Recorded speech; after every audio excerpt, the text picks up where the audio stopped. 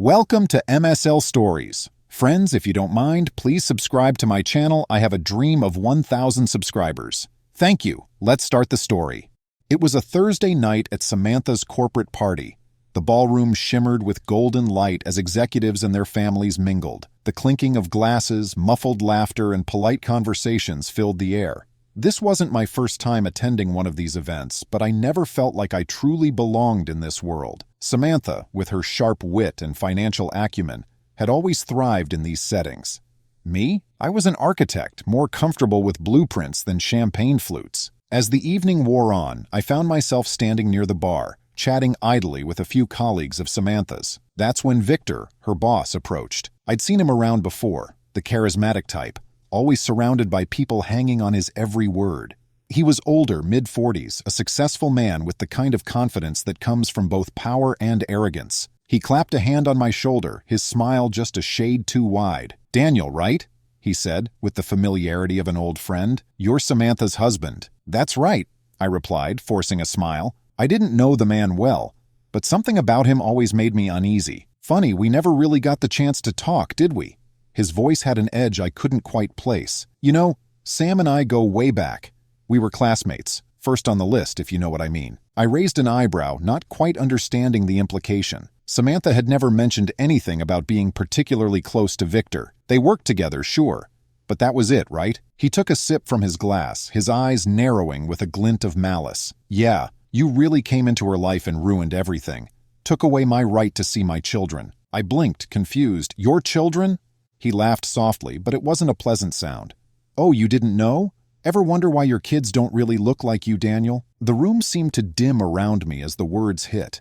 For a moment I felt weightless, disconnected. My mind raced to understand what he was suggesting, but my body remained frozen. I had thought about it before, how my son's eyes were a different shade than mine, how my daughter's features seemed to take after someone I couldn't place, but I dismissed those thoughts. I trusted Samantha. "Maybe you should have a DNA test," Victor whispered, leaning closer. "Just for peace of mind." He walked away with a smirk, leaving me standing there, the weight of his words pressing down on me like a leaden cloud. The rest of the night passed in a blur. I didn't say anything to Samantha, didn't make a scene, but inside, something was shifting, darkening. I watched her from across the room, laughing with her colleagues, completely unaware of the storm that was about to engulf us both. And so began the unraveling. That night after the party, I lay in bed next to Samantha, wide awake. The moonlight filtered through the curtains, casting faint shadows on the ceiling. Samantha was already asleep, breathing softly beside me, her face peaceful as if the evening had been just another corporate affair. But for me, there was no peace. Victor's words echoed in my mind like a broken record. "Ever wonder why your kids don't really look like you?" I couldn't shake the creeping sense of unease. There had been moments, small details that seemed insignificant at the time, but now they all came rushing back. The strange excuses, the nights she came home late from work, the way she had avoided talking about her past with Victor whenever I brought it up. And then there were the children, our children. I had always pushed aside any doubt, telling myself it was just my imagination. But now I couldn't ignore it any longer. The next few days felt like a slow descent into paranoia. I started paying more attention to the details I had once overlooked. The way Samantha would be on her phone late at night, always with the screen turned away from me.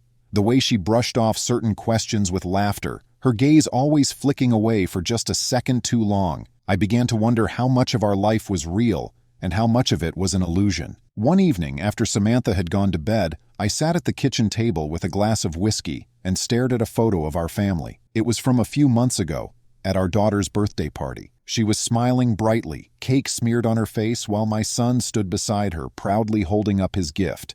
I should have felt warmth looking at it, pride even, but all I felt was an icy detachment. Could it really be true? Could they not be mine?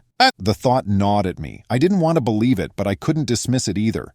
I had to know the truth, no matter how devastating it might be. I made my decision the next morning.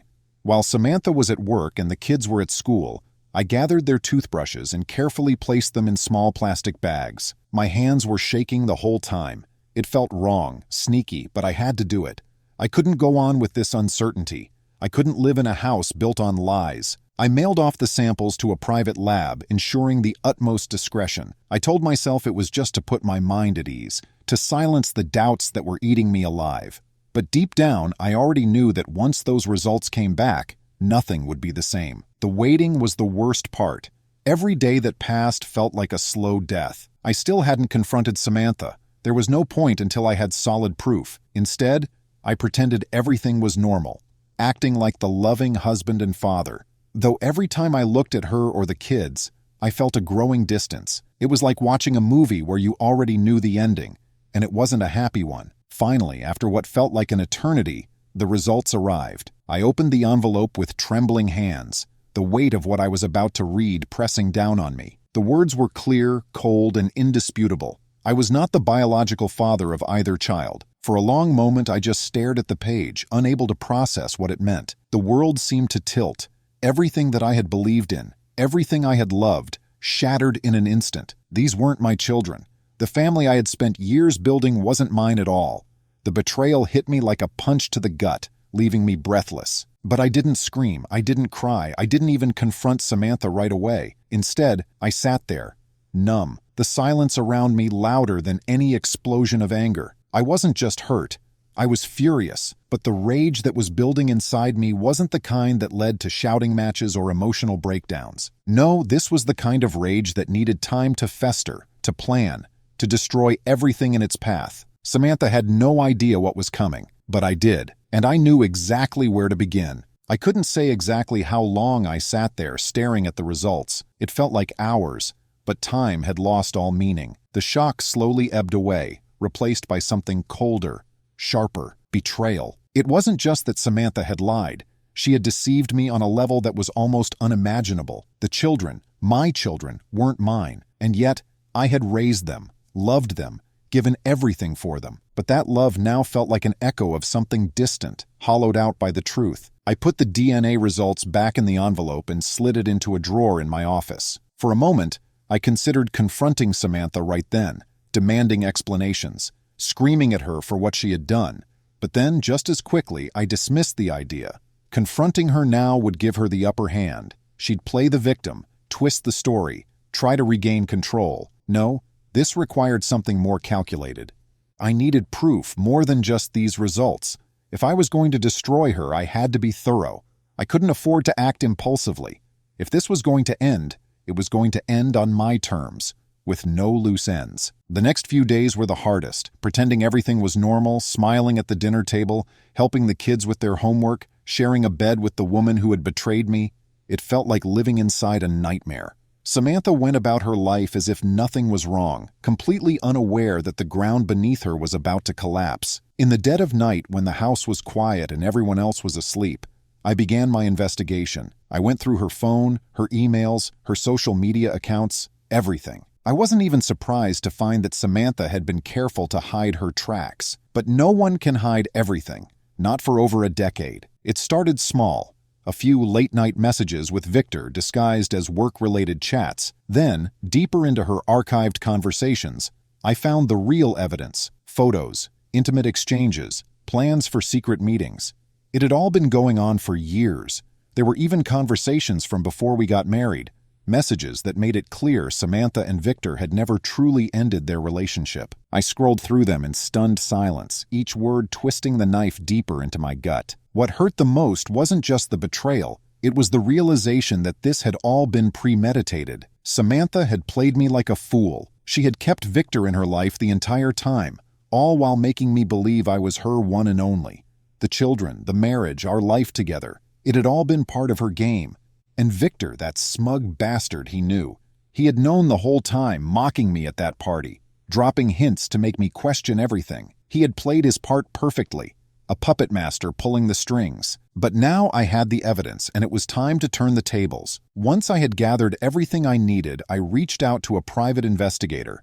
If I was going to build my case, I wanted to be sure I wasn't missing anything. The investigator was thorough, digging up everything on both Samantha and Victor. What I learned only solidified my resolve. Victor had not only been financially supporting the children, but he had also set up separate accounts for them, accounts that Samantha had access to.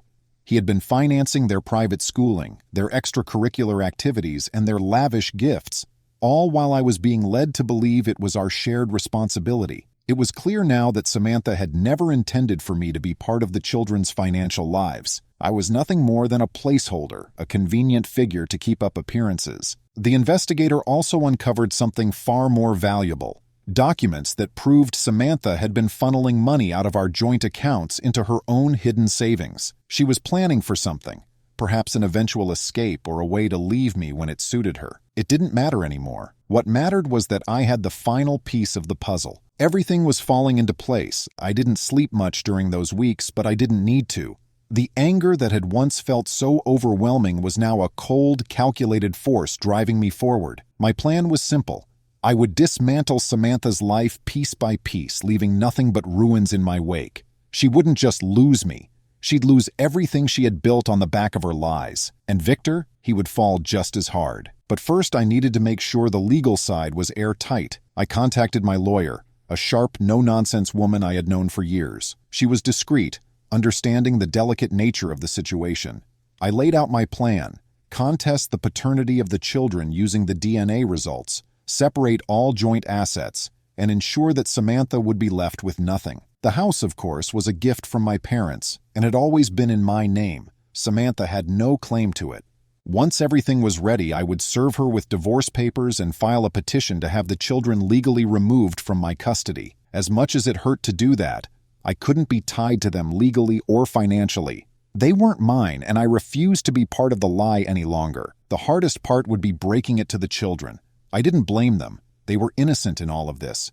But I knew I couldn't keep living a lie. When the time came, I would explain it in a way they could understand. But for now, they remained blissfully unaware of the storm that was about to tear apart their world. And so I waited in silence, watching Samantha go about her daily life, oblivious to the fact that everything she knew was about to crumble. There was no turning back now. Revenge was no longer just an option, it was inevitable. I had gathered everything I needed: the DNA results, the private messages, the financial documents. Each piece of evidence fit together like the intricate details of a blueprint, forming the perfect plan for my revenge. I wasn't going to confront Samantha with some emotional outburst. That would give her the chance to manipulate, twist, and rewrite the narrative. No, this had to be controlled, methodical. I had waited too long to let her slip through my fingers now. Once I had the legal side locked down with my lawyer, it was time to go deeper. I needed to know exactly how long this web of deception had been spinning. The private investigator's report had given me glimpses, but I wanted more. I needed to be certain that when I destroyed her, there would be no room for any future leverage, no hidden details that could come back to haunt me. I accessed our shared online storage accounts, the ones where we kept family documents, photos, vacation memories. But Samantha, being as meticulous as she was, had another digital life, a hidden network of private cloud drives that weren't shared with me. It took some effort, but using a password I had seen her type in once years ago, I managed to gain access, and there it was, her other life laid bare in a digital archive of secrecy. The messages between her and Victor were far worse than I had imagined. There were years of correspondence, stretching back to before we had even been engaged. Their affair had never truly ended. They had simply made it more covert as the years passed. In one message from 5 years ago, Samantha had told Victor that she was grateful for him stepping in to support his children financially. They had even discussed plans for him to spend more time with the kids when I wasn't around, ensuring that their bond with him stayed intact, without me ever knowing. I felt a cold, almost clinical anger as I scrolled through it all. There was no sudden flash of rage, no overwhelming wave of emotion.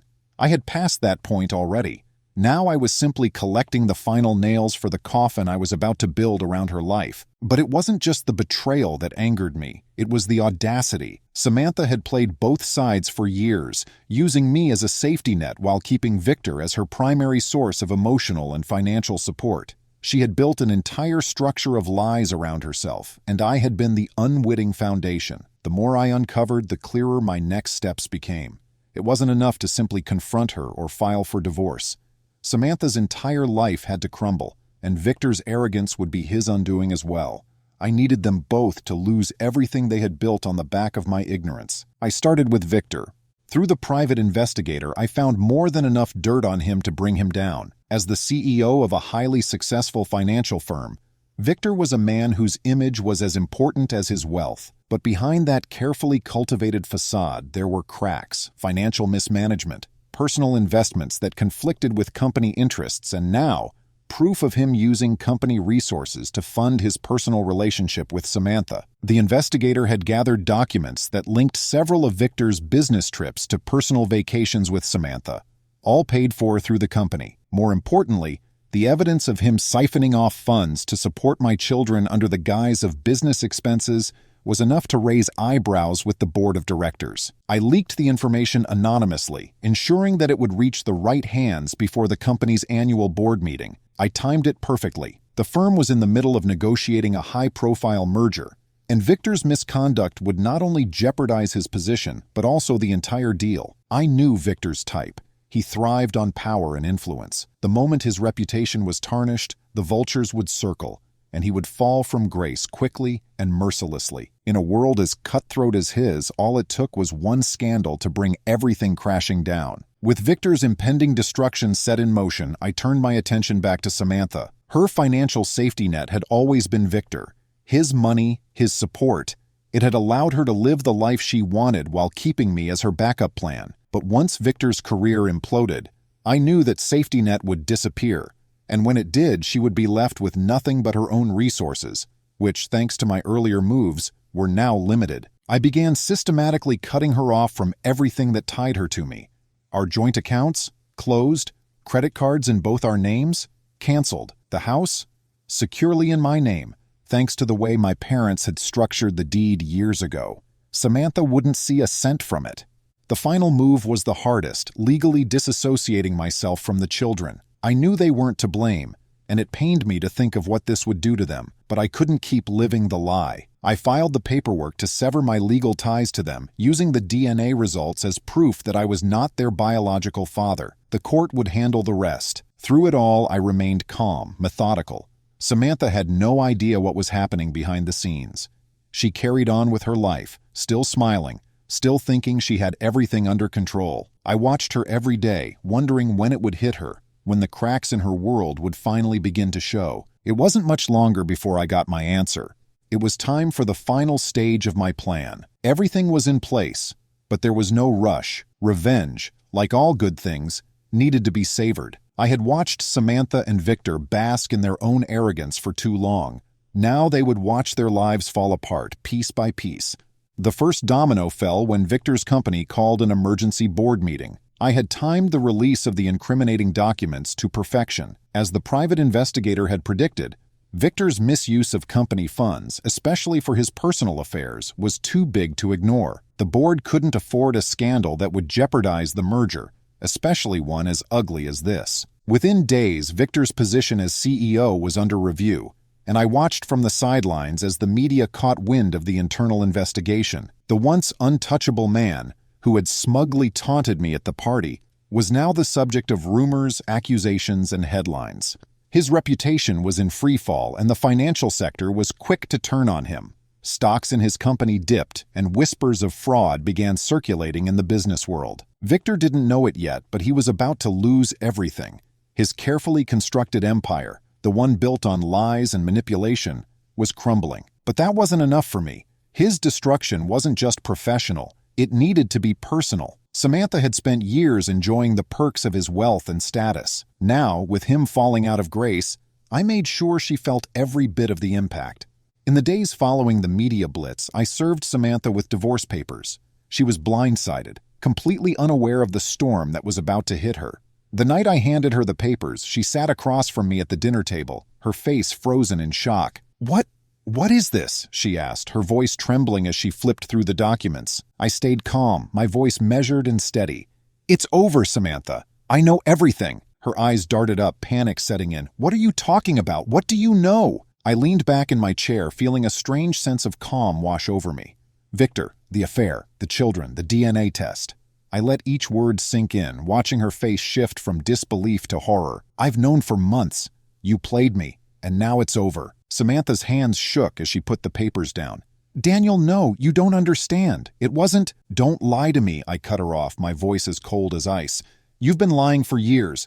Don't insult me by trying to explain your way out of this now." Her eyes filled with tears, and for a brief moment I felt a flicker of something.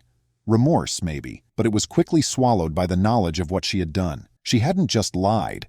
She had built an entire life on deception. And now that life was coming to an end, "I'm filing for divorce. You'll have 30 days to leave this house," I said, keeping my tone businesslike. "You won't get the house, you won't get a penny from me, and as for the kids, I'm filing to sever my legal ties to them. They're not mine." Samantha looked at me in utter disbelief, tears streaming down her face. "Daniel, please, they're your children. They love you." "They're not my children," I snapped, my anger finally breaking through. "They're Victor's, and you've known that all along. I won't let you continue this charade any longer." Her tears turned to sobs, but I felt nothing. She had taken everything from me, and now I was taking it all back. I stood up from the table, leaving her there in the kitchen, crying over the shattered remains of our life together. Over the next few weeks, Samantha's world fell apart. Victor, now embroiled in his own legal and financial disaster, couldn't save her. His company ousted him as CEO, and the merger fell through. The last I heard, Victor was selling off his assets to cover mounting legal fees and debts. His lavish lifestyle, the one Samantha had been so eager to be part of, was crumbling. Samantha tried to fight back at first. She contacted lawyers, tried to claim her rights to the house, the children, the money, but she had nothing. The house was mine, thanks to the way my parents had secured it. The joint accounts were drained and closed, and with the DNA evidence, the courts had no choice but to grant my petition to remove myself as the legal father of the children. Samantha was left with nothing but the mess she had created. Her attempts to plead with me grew desperate. She sent me messages, long, emotional diatribes about how she had made mistakes, how she still loved me, how we could rebuild our life together. I ignored every one of them. I had no interest in her apologies. She had shown me what she was capable of, and I had no intention of giving her any power over me again. In the end, she was forced to move in with her sister, leaving behind the life of comfort she had grown so accustomed to. The last time I saw her, she was packing her things into a car, her face hollow and drawn. I stood by the window watching her without a word, feeling nothing but a strange sense of finality. It was over. As for the children, I made sure they were taken care of. I couldn't be their father, not after everything that had happened, but I didn't want them to suffer for their mother's sins. I set up trust funds for both of them, ensuring that they would have the financial support they needed for their future. It wasn't their fault, after all. They were just as much victims of Samantha's lies as I was. But as much as I cared for them, I knew I couldn't be part of their lives anymore. I needed to rebuild mine, free from the deception that had poisoned it for so long. And so I quietly stepped away, leaving behind the remnants of the life I had once known. Everything had been torn down and I had watched it all burn. But now, standing amidst the ashes, I felt something I hadn't felt in a long time. Freedom. It was time to start again. Weeks passed after Samantha had packed her things and left. I thought the hard part was over, that once the paperwork was filed, the house was mine, and my ties to her and the children were severed, I would feel some sense of relief, and in a way I did. But there was still one last piece to this twisted puzzle: the confrontation. I hadn't given her the full truth yet. She knew what she had lost, but she still didn't know just how thoroughly I had planned her downfall. The opportunity came one afternoon when Samantha sent yet another message. She had been quiet for a while. Perhaps reality was finally sinking in, but now she wanted to meet, claiming she deserved an explanation. For a moment, I almost ignored it like the others, but then something in me decided it was time to end this chapter the way I intended. I wanted her to know everything. She needed to understand that what had happened wasn't just a consequence of her lies. It was a calculated dismantling of her life. We met in a public park, one we had taken the children to many times over the years. The irony wasn't lost on me as I watched her approach, her eyes red from tears, her posture slumped. Gone was the confident, manipulative woman I had known. In her place was someone who had lost everything. I could see the weight of her choices pulling her down with every step. When she sat down on the bench across from me, there was a long silence. She fidgeted with her hands, avoiding eye contact at first. I said nothing, letting the tension hang between us. Finally, she looked up, her eyes hollow. "Why?" she asked, her voice barely above a whisper. "Why are you doing this to me, Daniel? We had something. We had a family." I stared at her for a moment, weighing my response. "A family? You mean the one you built on lies? On deceit?" I leaned forward, my voice steady but cold. "Samantha, I trusted you. I trusted our life together, but you were playing a game and now you're paying for it." Tears welled up in her eyes again, but I wasn't moved. Not this time. She had manipulated me for too long, and now it was time for the reckoning. "I made mistakes," she choked out. "But you didn't have to go this far. You could have talked to me. We could have worked it out." I shook my head slowly. "You don't get it, do you? There's no fixing this. What you did can't be undone. I gave you everything, and you betrayed me. I gave you a chance to come clean, to be honest. But instead you kept lying right to my face." Her lips trembled, but I didn't let her speak. "And you didn't just lie about Victor. You lied about the children, our finances, everything. Did you think you could just continue like nothing was wrong? Did you think I'd never find out?" Samantha's face crumpled as I continued, my words cutting deeper than any shouting match ever could. "I know everything, Samantha. The affair, the hidden accounts, the way you used me while keeping Victor in your life. You planned this, didn't you? You thought you'd have it all, Victor's money, my stability, the perfect cover. But you got sloppy." She covered her face with her hands, sobbing quietly. I felt a twinge of emotion but forced it down. I couldn't afford to let her pull me back in. "I didn't just leave you with nothing," I said, my voice steady. "I made sure Victor would fall too. I leaked the documents. He's finished. His career, his reputation, it's all gone. You wanted his money, his power, well now he doesn't have any." She dropped her hands, staring at me in shock. You did that?" I nodded. "He played his part in this too. He thought he could taunt me, lie to me, and get away with it.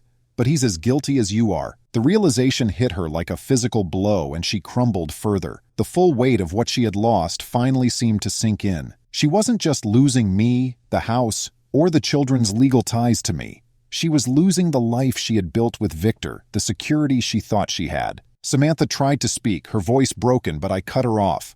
"There's nothing left to say, Samantha. You made your choices. Now you have to live with them." I stood up from the bench, leaving her there in her sorrow. For a brief moment I paused, looking down at her one last time. There was a time when I had loved her, when I would have done anything to save our marriage.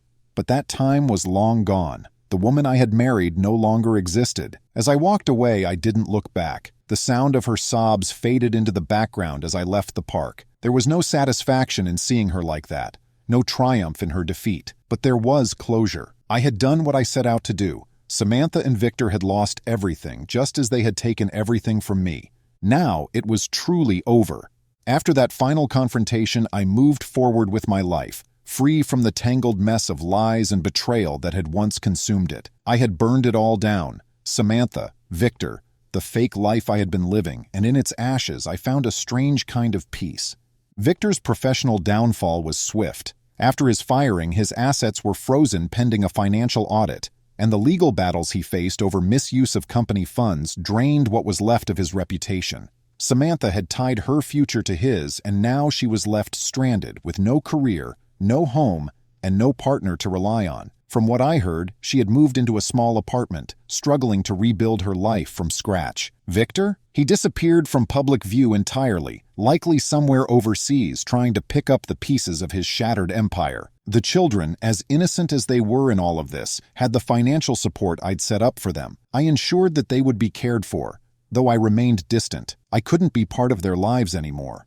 It was too painful to think about everything they represented, the lies, the betrayal, but I wasn't cruel enough to leave them without anything. The trust funds were my last act of responsibility toward them. As for me, I finally found the freedom I had been longing for. With the divorce finalized and the house legally secured, I sold off the property and moved to a smaller home, far away from the city where the memories of my old life lingered.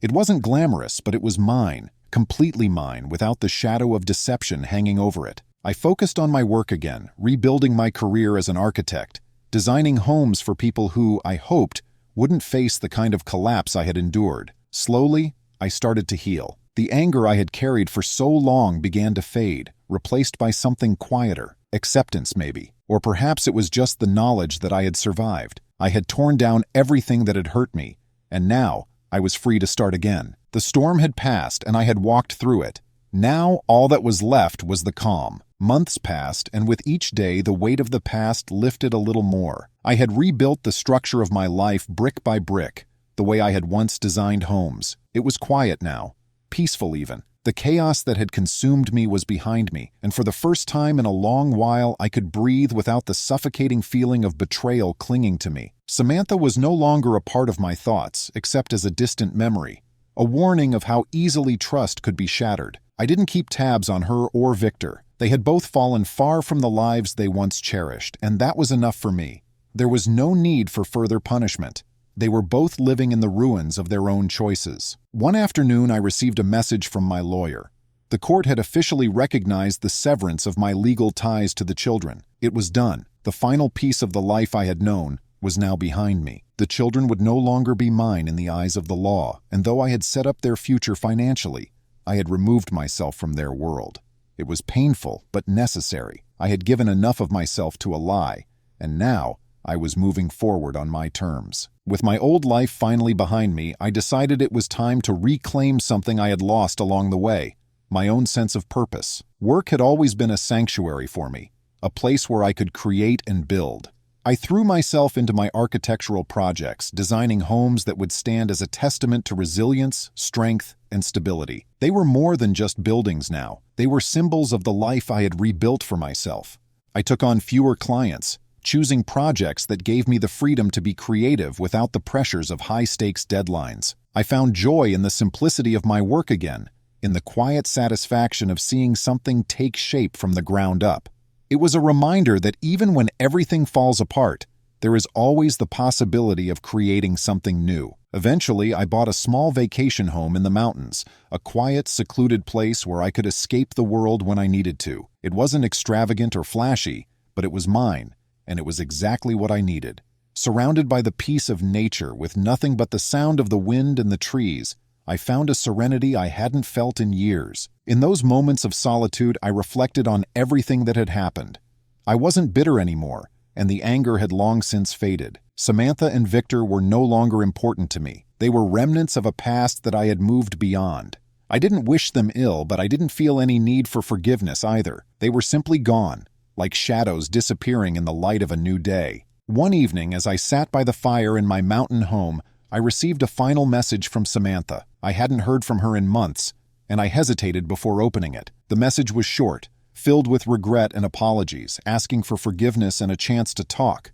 But I didn't respond. There was no need to.